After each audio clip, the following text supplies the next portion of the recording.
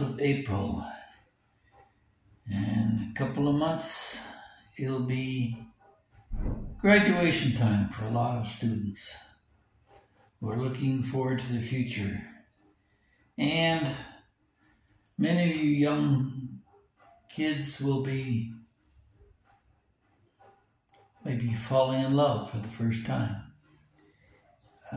Maybe you're enamored with some girl in your graduating class that you think is just wonderful. Well, let me just give you a little cautionary tale, and hopefully it will make one of you at least aware of what it's like for a young man. And for this, I have to put on my 18-year-old mindset. What was it like back then?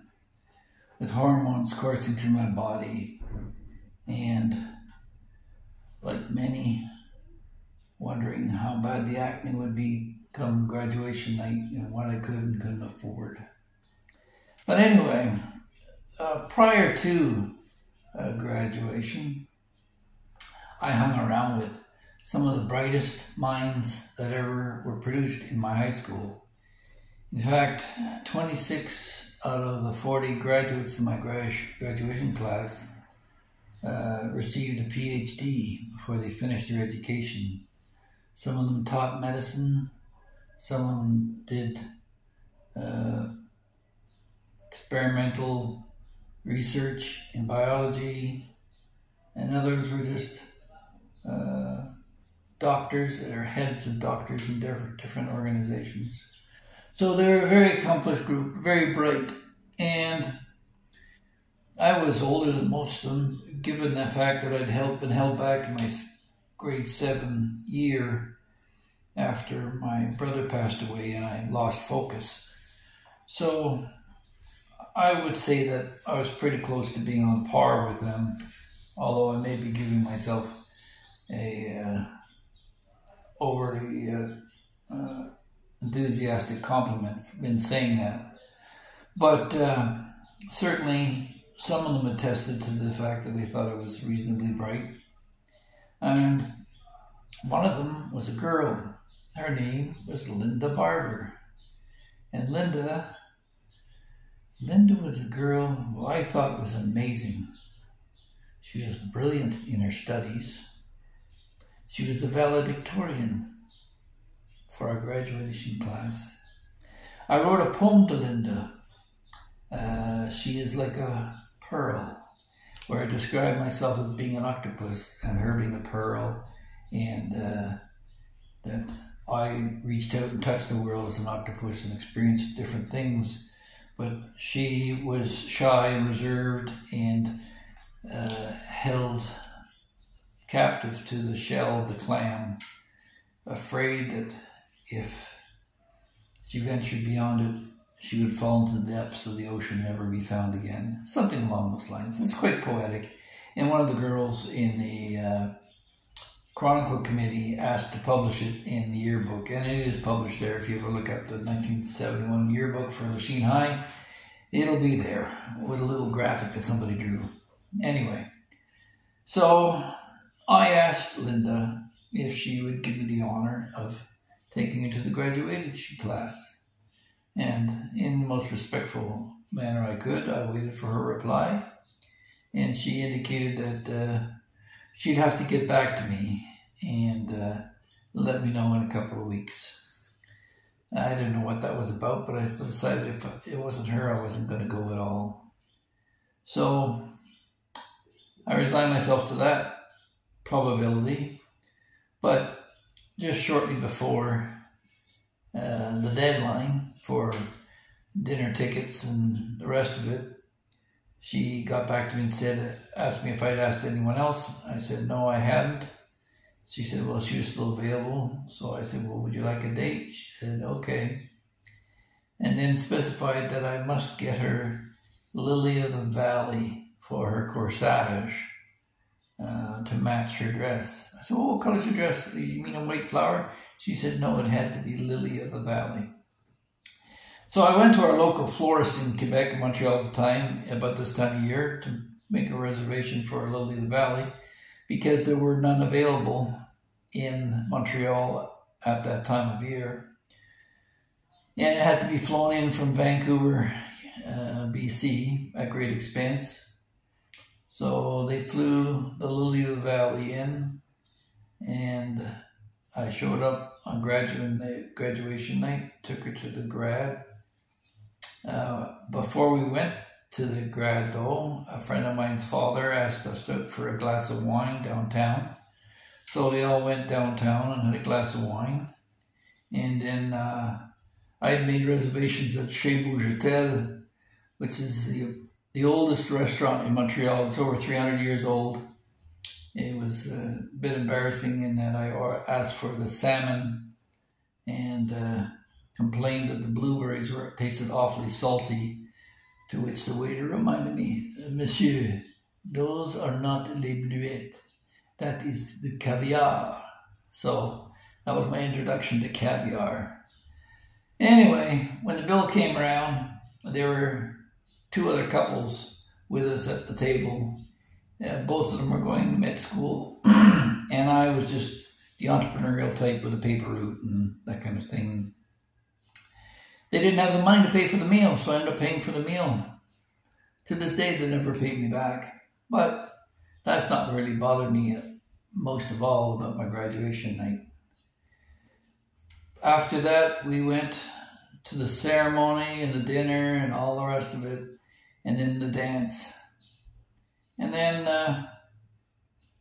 I turned around at one point because Linda decided to go to the powder room or something like that, and she never came back. And I asked if anybody had seen my date, as I felt responsible for returning her home. And the comment was that she ran off with another guy in the middle of our date. So I went to a post-grad party at Sue Chapman's place. Sue Chapman is actually the granddaughter of Charlie Chaplin, who was notoriety for his comedy and silent films and his position on communism. It's all in Wikipedia, look it up. But anyway, yeah, Sue was a very nice young lady, and we had a party there, and she tried to humor my loss and make it not as bad as I thought it was at the time. But I went home feeling kind of dejected. Ended up passing around the high school. There was something going on, or they wanted to print up some stuff, so I stayed there till 4 or 5 in the morning printing up on a multi-lith printer some flyers for something. I've forgotten what it was now, and then went home to see my dad washing the car early in the morning. It was awfully early for Dad to be up, but then I realized I had been out, so he's probably keeping an eye out for me, coming home so late. So as a punishment for arriving at home so late, he told me to get all the screens down the basement and bring them up for the biannual window screen replacement, where we put screens up in the summer and take the windows down and then do the reverse in the fall. So I did all that, finished washing his car, and crashed into bed. Needless to say, after paying for other people's meals, having my date take off on me, and the extra extents to which I tried to make her happy by getting her a lily of the valley, I was a bit disgruntled with the opposite sex. And I thought, never mind, Phil, that's just not the one for you. Years later, I would find out that the poor girl had quite a miserable life as a government employee, and I believe she died a spinster. I remember one time somebody mentioning that, did you find it strange that when you visited Linda's place, your mother would say, oh, come on right in, and you'd see the floor was so clean, spotlessly clean, but She said, oh, don't worry about it, just walk across. And you walk across, go down to the playroom downstairs, and immediately hear the mop and bucket come out and her mopping the entire floor all over again. So her mom had her own psychological issues. Not to get too deeply into that, but the family had problems. It seems that I have a knack for finding girls who have problems and try to fix them. And if my advice to you young guys out there is, don't try to fix anybody. Try to find somebody who can maybe fix you. Somebody that you'd be willing to change for. Somebody that you're willing to do your best for. Someone you look up to and respect and can feel comfortable with and relaxed. Now, it's a given fact that women are more negative than men, and that in itself is hard. But my mother reminded me to try and find a girl with a sense of humor, and that will be half the battle, because if she can laugh at herself, that'll help you get through a lot of situations in life. So, yeah, graduation's coming up for you guys. And I just want to put this out there that if you're going to ask a girl out to a graduation dance, make sure that she's doesn't necessarily have to be crazy about you or in love with you or any of that, but at least respectful enough for you that she'll allow you to participate in the event to the way and degree that you'd like, and maybe stick with you the whole night. So, yeah, we all get burned. This is just one of the early tales of many times I got burned in life. And maybe that's why I appreciate the fact that my Filipina, when she looks at me, you can see the love. You can see the glitter in her eye that says to me, yes, I still love you. I wish that for every man on this planet. It's been 12 years for us and keeps going every bit as strong as the first, even more so today. So, have a nice graduation. Prepare early, rent your tux early, guys. If you still do that, I don't know what people do these days. You probably will show up in t-shirts and jeans. You should actually in protest. It would kill a whole tux rental business right there. Anyhow, have a great one. God bless, and we'll see you next time.